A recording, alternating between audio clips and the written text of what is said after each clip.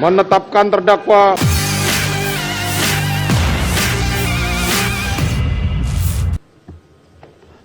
tidak ada.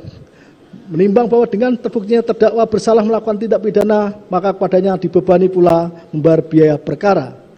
Mengingat pasal 340 KUH pidana, junto pasal 55 ayat 1 ke 1 KUH pidana serta ketentuan lain dari perundang-undangan yang bersangkutan serta KUHP.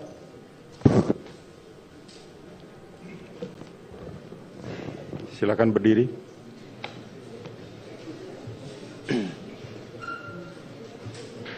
Menyatakan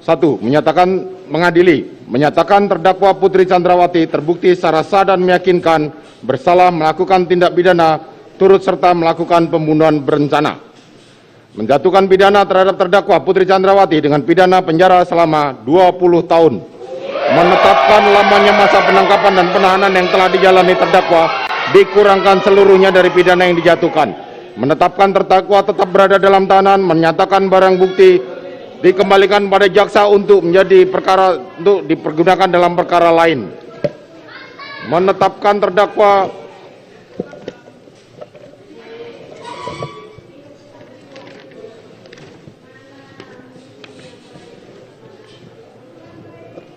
membebani terdakwa Putri Chandrawati untuk membayar biaya perkara sebesar Rp5.000. Silakan duduk.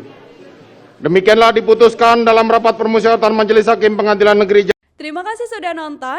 Jangan lupa like, subscribe, dan share ya.